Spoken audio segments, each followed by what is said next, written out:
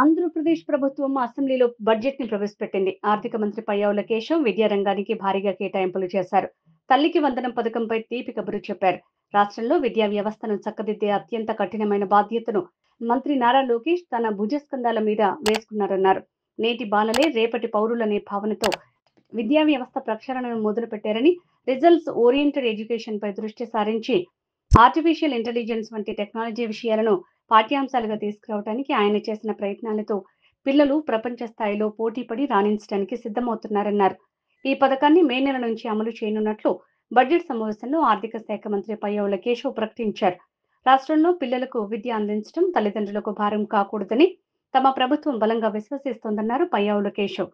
ఏ కారణం చేత ఏ బిడ్డ విద్యకు దూరం కాకూడదని విశ్వసిస్తున్నామని, అందుకు ప్రతి తల్లి తన పిల్లల్ని పాఠశాలకు పంపేలా ప్రోత్సహించే లక్ష్యంతో మరో సూపర్ సిక్స్ హామీని అమలు పరిచే దిశగా తల్లికి వందనం పథకాన్ని ప్రారంభిస్తున్నట్లు ప్రకటించారు. 2025-26 విద్యా సంవత్సరం నుంచి ఈ పథకం కింద 5,000 ఆర్థిక సాయం అందిస్తామన్నారు.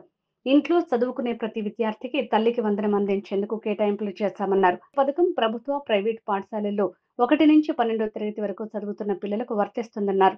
తల్లికి వందనం పథకం కోసం 9,407 కోట్లు కేటాయిస్తున్నట్లు తెలిపారు.